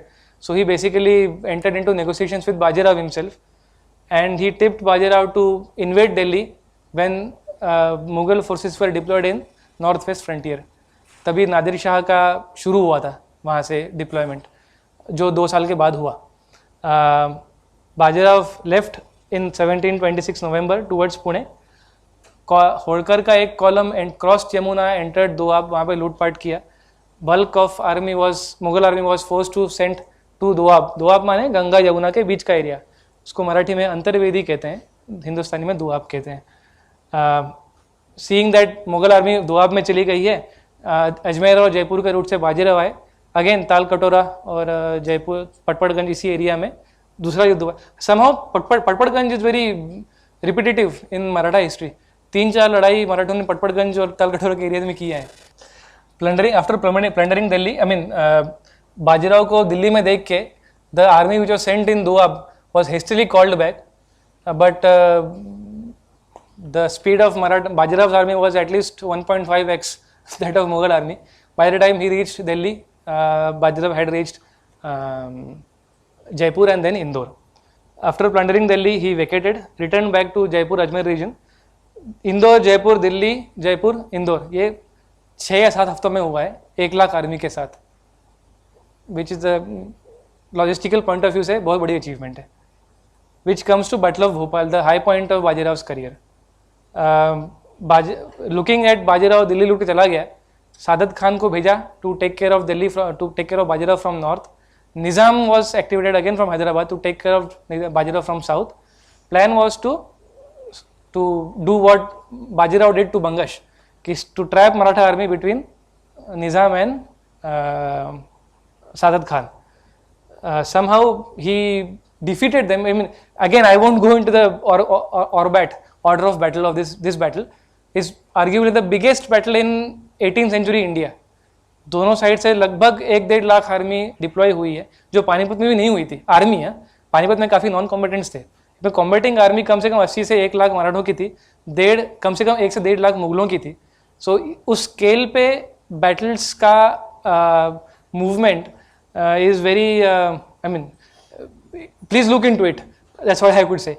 Palkhed के जैसा ही वाटर का एक्सेस कट करके कुछ दिन उनको प्यासा रख के फिर अटैक शुरू किया, एंड लगभग दुगने साइज़ की आर्मी को कंक्लूसिवली हराया. उसके बाद मुगल आर्मी का एक भी पराक्रम हिंदुस्तान में नहीं है, एक ही पराक्रम है, wherein they defeated Abdali, but then Mughals were done for after this battle, militarily speaking, tactically speaking.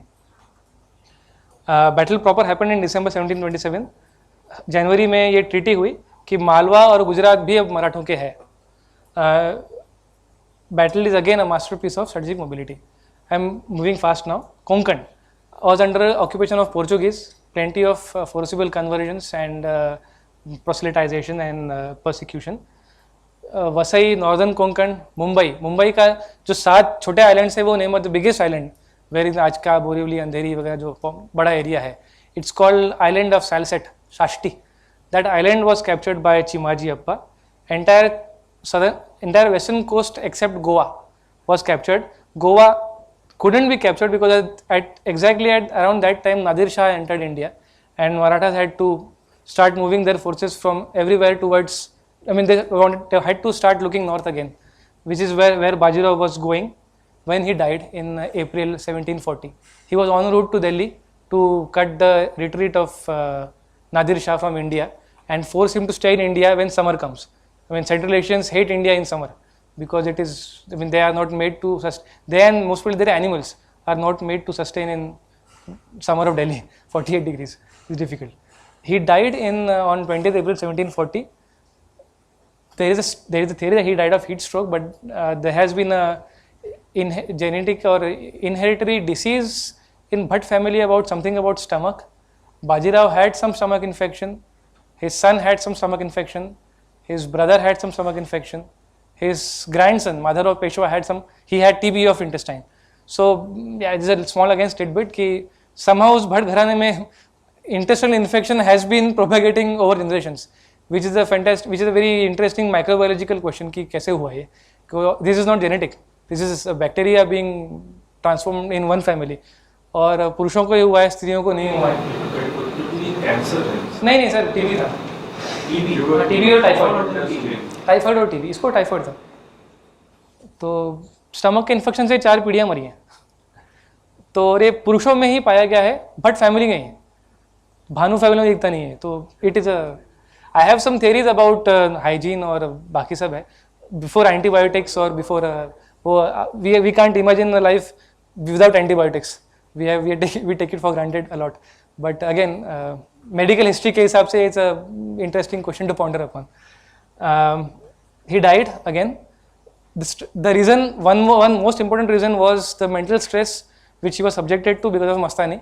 आखिरी के 2 साल में उसको बहुत तकलीफ हुई because उसके मस्तानी के थ्रू जो बेटा हुआ था, जिसको कृष्णा राव नाम रखा था, बट उसका उपनयन होने नहीं दिया घर वालों ने.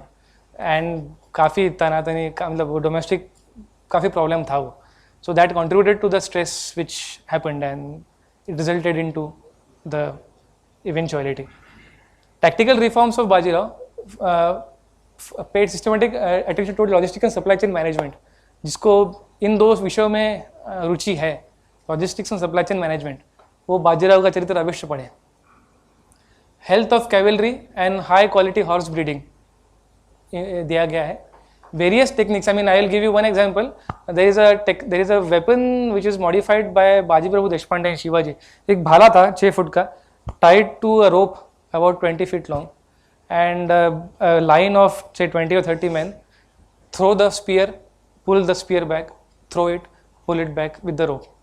Now imagine that there's a unit called Naik. A group of 10 horsemen was called, I mean it's a basic unit of Maratha cavalry, और 10 के जो मुखिया था उसको नाइक कहते थे. So every 10 used to, while galloping, throw at least 12 to 13 feet spear while galloping, pull it back, throw, pull it back. So you create a no man's land in front of your galloping horse for next 10-15 feet. So this is very very important. I mean, again, from military history point of view, very fantastic innovation. People say it happened due to Bajirao. I mean, it happened in the era of Bajirao. Marathi में उसको विटा कहते हैं. There is no word in English for, I mean at least I don't know the word in English. We have to keep in mind that Marathas were fighting back with lack of experience of handling. 1 lakh का army को handle करना का जो experience लगता है वो बाजीराव के पहले हिंदुओं के पास नहीं था. So they had to reinvent the wheel completely. And I mean look at the expanse. Karnataka से लेकर दिल्ली तक कम से कम 2,500 किलोमीटर का एक्सपांस है वो. 2,500 किलोमीटर के एक्सपांस में 1 लाख का 3-4 आर्मीज एक साथ मैन्योर करना है to make them arrive at one single point in era without telegraph. It's a very, I mean it's a, for military history point of view, fantastic achievement. he was succeeded by his eldest son Balaji Bajirao. Again, Balaji named after his grandfather Balaji Vishwanath Ballad.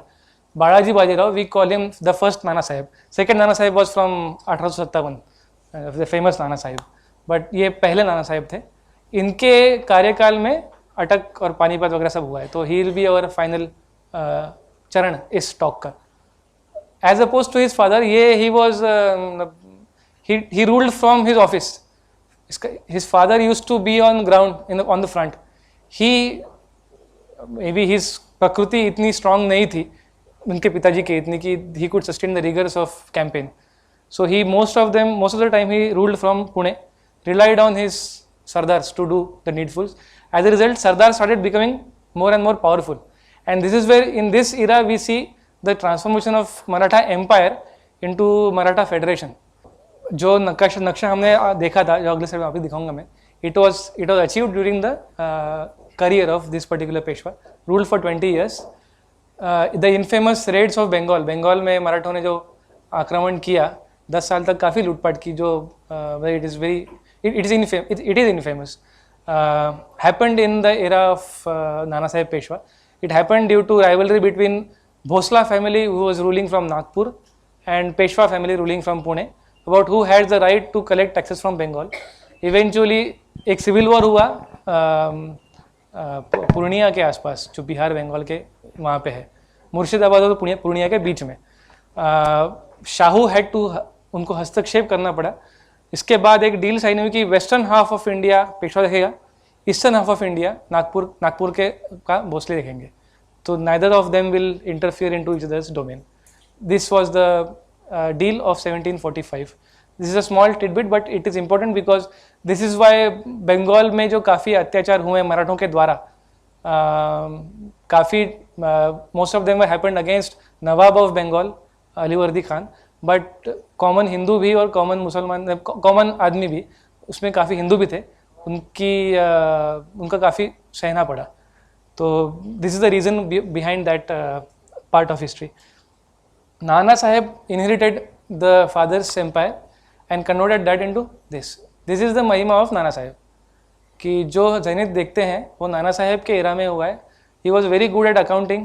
He was very good at having the economic aspect of Maratha Empire was much better managed by Nana Sahib as compared to Bajirao, who didn't like spending time on administrative affairs. So that was taken care of by Nana Sahib and his Chachera Bhai Sadashiv Rao Bhau, who was commander of Panipat. We arrive at second crossroad, which is the most important crossroad from my point of view. By 1753, Marathas again got entangled in Delhi's politics. What happened is Nadir Shah तो लूट के चला गया, उसका एक सरदार था जिसको कहते हैं Ahmad Shah Abdali. He started rebelling against Nadir Shah to carve his own kingdom in Afghanistan. और वो इंडिया का रिचेस देख के गया था, तो he started raiding in India since 1748.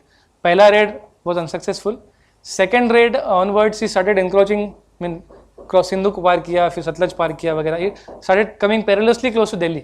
So 1715 की जो डील थी was invoked and कि भाई बचाओ, अभी वो आ रहे हैं. And there was no Mughal army at that time for worth its name.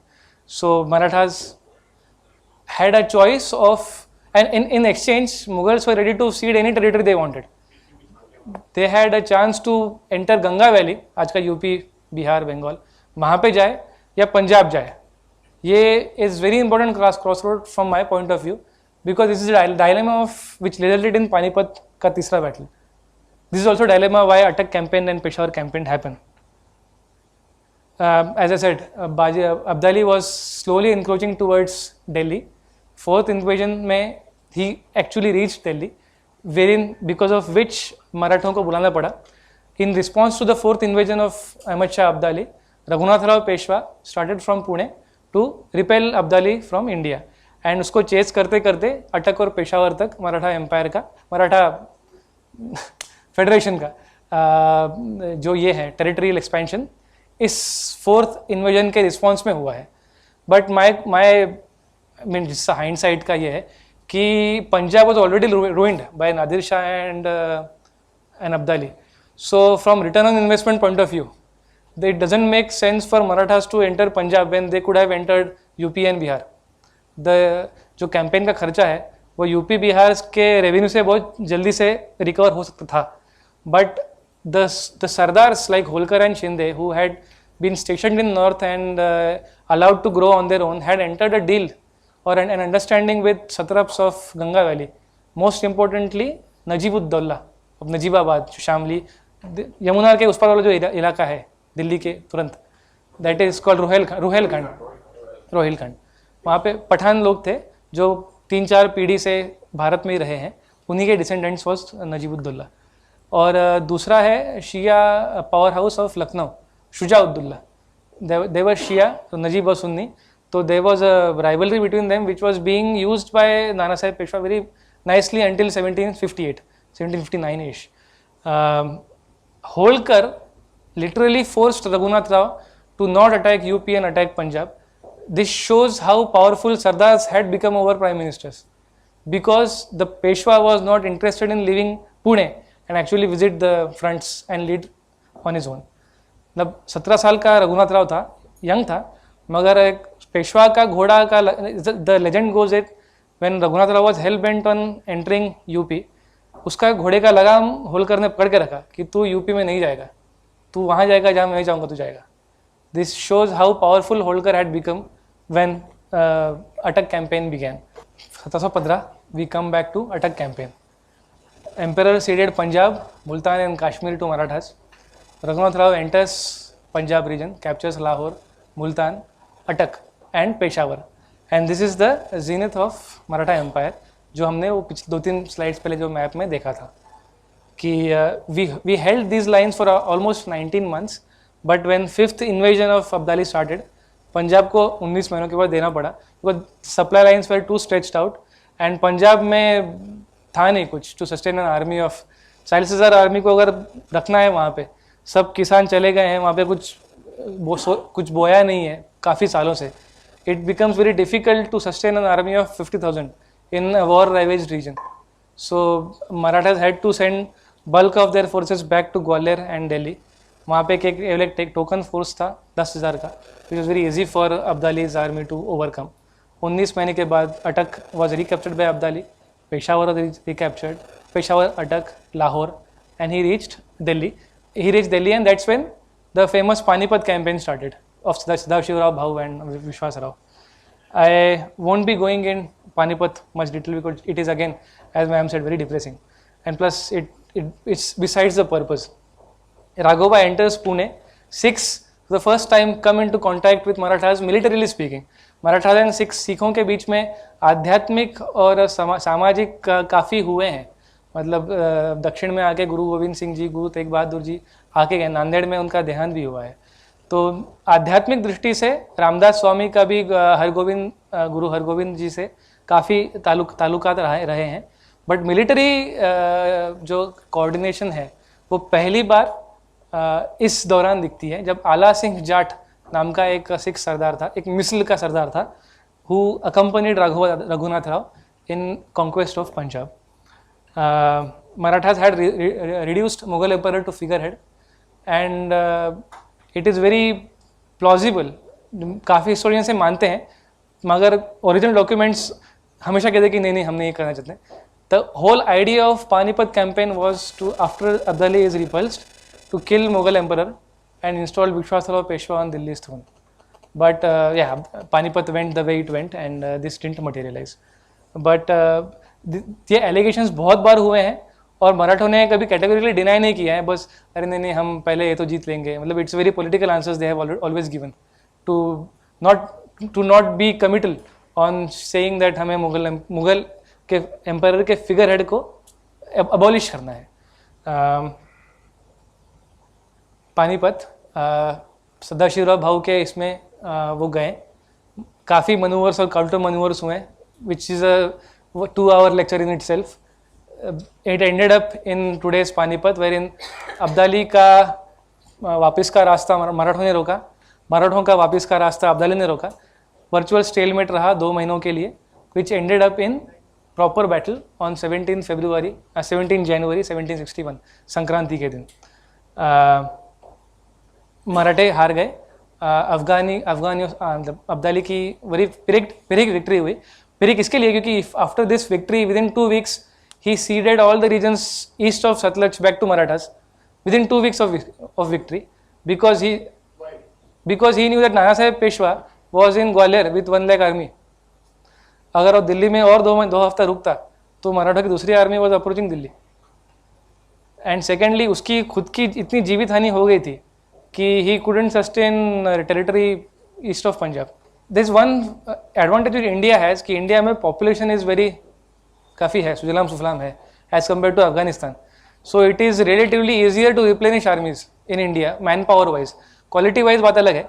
एक सीजनड आर्मी अगर मरती हैं तो वो एक्सपीरियंस को वापस लाना बहुत मुश्किल होता है. But to replenish the numbers it is very easy. When Panipat was happening, there were 3 armies independently operating in India of Marathas. One of them was approaching Delhi and had reached Gwalior. So that is one luxury which Abdali didn't have. He could never replenish the army which he had lost in Panipat. Hence, after Panipat, there is no successful invasion of Abdali ever in his life. And in fact, Sikhs conquered Kabul eventually in next 50-60 years. Mughal emperor was subjugated to Marathas. Marathas were giving him pension just to remain a titular figurehead, and उसके नाम से पूरे India वो मराठा चलाने लगे after 1760. So this is the famous map which does not show Attock because it was not really a territory. वहाँ पे रह के वहाँ का revenue कभी इन्होंने लिया नहीं. So this is the real map of India of Maratha at its zenith, according to me, my opinion. When this status quo remained for next 40-45 years. 1803 तक जो दूसरा एंग्लो मराठा वॉर हुआ है, उसके बाद ये जो पीला रीजन है, almost entire thing was transferred to East India Company in 1802-1803. Until then from 1760 से लेके 1802 तक अगले 42 साल ये स्टेटस को था. इसके बाद एक्सपांशन मराठों का रुक गया. They all their efforts were in keeping the status quo at whatever price possible. There are plenty of kitchen politics after this point in Maratha history. एक पेशवा का खून होता है, उसकी बीवी, एक चाचा की, रघुनाथ राव की बीवी एक लेटर चेंज करती है. नारायण रावास धरावे को नारायण रावास मारावे, ध का माँ कर दिया. So the assassins instead of capturing Narayan Rao Peshwa, they killed him. It's a very famous story that the ghost of Narayan Rao is even heard today in Shaniwar Wada ki kaka mala wachwa, uncle save me. But yeah, legends tend to grow. But expansion of Marathas stopped at this point on 14th January 1761. After 1799, when Nana Fadnavis died and Mahatma Scindia died, yes, Shindes, Holkars, Gaikwads, Bhosles were starting to fight each other. So it became a civil war, and then it basically disintegrated. There was no leadership of caliber of Madhur or Peshwa. One tidbit is जो आखिरी लड़ाई हुई है 1818 में, जब Maratha Empire is formally abolished, when they conquered Pune. The bulk of Maratha army was 10,000 Arab contingent of cavalry. Arab like mercenaries खरीदे थे अरबस्तान से to fight for Peshwa against English. So वो पतन का वो, I mean after you reach that point it's only a formality कि तुम्हारा श्राद्ध हो गया है.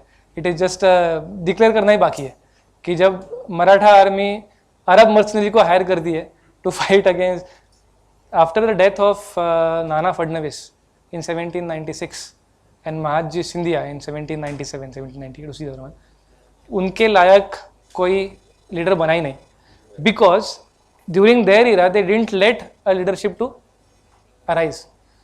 The Nana Fadnavis was in power because Narayan Rao Peshwa का एक अनबॉर्न जो अभी भी गर्भ में था वो बच्चा लड़का, उसको पेशवा डिक्लेयर कर दिया गया. मोमेंट वो पैदा हुआ लड़का, वो एक दिन का लड़का was Peshwa of this territory, and Mahaji Scindia and Nana Phadnavis were ruling behind him, and they were eliminating all those who could be rival to this infant Peshwa, which resulted in like जो पोटेंशियल अच्छे हो सकते थे उनका भी खात्मा कर दिया गया. तो जब when these two guys died तो रिप्लेस करने वाला कोई है ही नहीं. सेकेंड रीज़न, 1788 से 1795 के बीच एक दोजी 12 नाम का फैमिन है. You search for it. It is one of the worst famines of India. It happened mostly in Maratha territory. काफ़ी मनुष्य हानि हुई है, कम से कम अकॉर्डिंग टू विकी एटलीस्ट कम से कम 1-1.5 करोड़ लोग भूखमरी से मरे हैं. So that was second most debilitating reason कि आर्मी आएगी कहाँ से. लोग some famine and some plague, इसके कारण एक एपिडेमिक्स आ गया है, काफ़ी मनुष्य हानि हुई है. That is second most important reason in my opinion कि आर्मी बनी नहीं पाई, मतलब लड़के बचे ही नहीं ये करने के लिए. जो very few historians look into it. सब लोग ये तो है ही है कि पॉलिटिकल लीडरशिप खराब थी, मगर 1795 was the last war between Maratha and Nizam. 1795 तक एक आर्मी जो कंटिन्यूसली विक्टोरियस रही है अचानक 6 साल में ऐसा क्या होता है कि they like drop the everything and जो पाकिस्तान ने कारगिल में किया, they declare victory and run away. तो what happened in this 6 years? I can't see any other reason apart from this debilitating famine जिसने एक पूरी पीढ़ी को बर्बाद मार ही दिया. Aurangzeb's was destroyed economy, no sustainable method of generating revenue for any successive power. I mean, I was coming to this slide when for Kishwar ji, Hindus had lost control of over the sea routes and trade routes to generate revenue. There was no means for any successor of Aurangzeb to generate revenue to sustain its military and governance apart from looting. There is no land abandoned है, trade आता नहीं है, जहाज बांधने को आते नहीं है, और there is no way of raising revenue. So they resorted to looting in first place because of this. And eventually after Nana Sahib Peshwa ji died, it became a habit कि यार काहे को करे, इसको लूट देंगे, राजपूतों को लूट देंगे. The treatment of Rajputs by Marathas in later part 1780s के बाद आखिरी 10 साल में बहुत बुरा है. काफ़ी बार कुंभलगढ़ को या इनको लूटा गया है just to get the money to pay for maintaining the military this huge. So it became a habit in my opinion. They didn't try to inculcate or grow an economy based on sustainable methods which will keep on giving them revenue without having to snatch something from somebody else. They couldn't do it. It is one of the biggest reasons why. कब तक लोग सहेंगे ना, लोग भले ही हाँ हिंदू है ठीक है मगर तुम्हें को मार रहा है तो कब तक मैं तेरा जय जयकार करूँगा.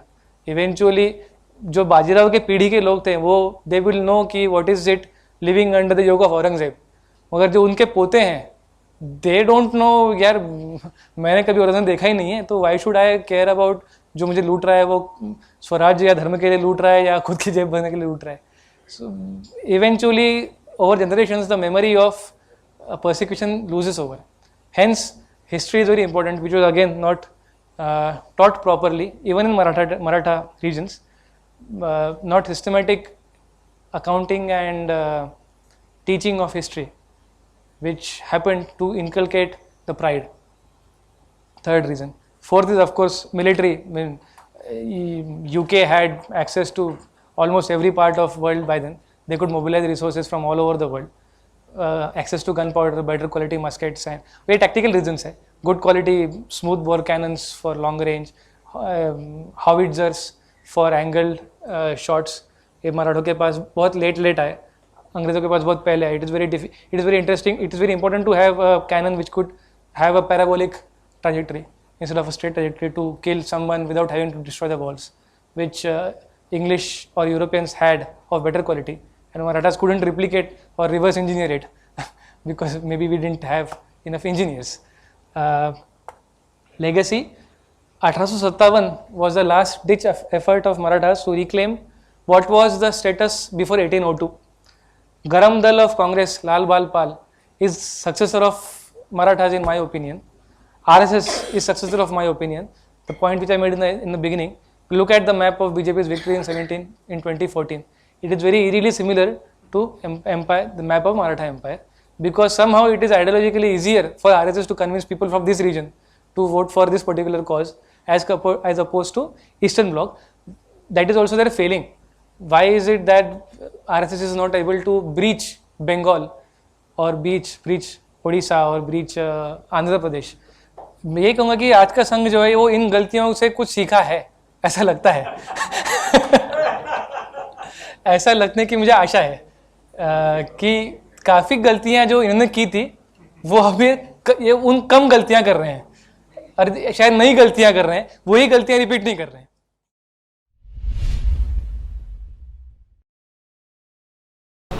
जैसे मराठा एम्पायर का आपने वो कंट्रोल दिखाया था मैप में, मगर उस कंट्रोल के साथ साथ भी काशी विश्वनाथ नहीं वापस बना पाए. ऐसा मैंने अभी पढ़ा था कि केनरा डेल्स की किताब में कि उन्होंने वहाँ के लोकल नवाब ने बोला कि मैं सारे ब्राह्मणों को मार दूंगा.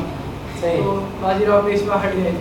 तो कंट्रोल कैसे है वहाँ पर अगर वहाँ का नवाब ये सब बोल सकता है? नहीं सर, ये जो बाकी के एरिया है ना, ये all are paying annual taxes to Marathas. Hyderabad, UP, Bihar सारे. Excluding Punjab. Control on local दबाव या किसी का ऐसे होता है। हाँ मगर टैक्स हटवा दिया Rahul, this not in Maratha. नहीं नहीं कंट्रोल It was देखिए our सर, कंट्रोल के दो डिफिनेशन है। एक दिस इज administrative control. हाँ, नहीं. और यहाँ पे उनकी आर्मी फ्रीली घूमती है, मतलब कौन रुकेगा? अगर अगर वो टैक्स देंगे नहीं सालाना तो वो आ जाएंगे लूटने को अगले साल। तो वो जो काशी और नवाब है वो उस हिसाब से वहाँ पे हुआ है। तो एक काशी के ब्राह्मणों का एक पत्र भी है जो नाना साहेब पेशवा को उन्होंने लिखा था कि either you come here to for permanent occupation, if you are going to build a temple and go away, ये हमारा जीना हराम कर देंगे। तो इससे अच्छा ये है कि ज्ञान वापी को तोड़ो ही ना।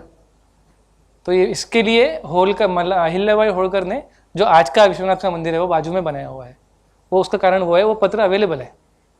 और हाँ सारे ऑलमोस्ट सारे जो टेम्पल्स है वो सारे के सारे मेरा सवाल ये है कि क्या वो एडमिनिस्ट्रेटिव कंट्रोल में था महाराष्ट्र? नहीं था। नहीं था। इट वॉज अंडर नवाब था ना, शुजाउद्दौला की माँ, अवध के नवाब की शुजाउद्दौला की माँ थी। She was in very good terms, basically वैसे थी वो। At that time, Shujaudullah had saved Maratha हाँ. women, so there were many other. It can't be a very simplistic explanation. Connected सवाल है जो मधु मिश्रा जी पूछना चाह रही थी कि क्या शिवाजी का हिंदवी स्वराज की आइडियोलॉजी यहाँ पे कंटिन्यू हो रही थी? पानीपत तक हो रही थी, को फ्री करवाने पानीपत तक हो रही थी। पानीपत के बाद वेरी क्यूरियस चेंज इन पत्र व्यवहार में स्वराज्य की जगह पे दौलत कहने लगे। ये कैसे पता कि वो पत्रों में बता रहे थे? हाँ पत्रों में देखिए, आप इस चीज को एक पॉइंट तक स्वराज्य कहते हैं और एक पॉइंट के बाद उसे दौलत कहने लगते हैं। That shows the change in outlook change की अभी तुम्हारे लिए दौलत हो गई है। वो बताएंगे तो पत्र के बारे में? आप पत्र का जो आपको मैं आपको I can email you that पत्र एंड द रेफरेंस वगैरह। हाँ पत्र का में यही है कि army was besieging Kashi. It happened when, जब मैंने कहा था ना कि बंगाल में हुआ था कि भोसले और पेशवा के बीच में टसल हुआ था कि बंगाल का रेवेन्यू कौन लेगा। There was a war between Purnia and Murshidabad. Treaty हो गई, उसके बाद Maratha army was returning from Allahabad and Kashi, that region. जब वो रिटर्न हो रही थी तब काशी में पड़ाव पड़ा, काशी को घेरा गया और जब हर मराठा काशी को आता तो करता ही है, तो देखा कि ज्ञान वापी है तो बोले तोड़ दो, पीछे 50,000 लोग हैं, कौन रोकेगा। तो दैट इज़ व्हेन आपने जो कहा वो इंसिडेंट हुआ है कि ब्राह्मणों को मारने का धमकी दिया गया। ओवर्टली दिया नहीं गया है, ये धमकी दिया है ये हमको ब्राह्मणों के लेटर के जरिए मालूम पड़ता है।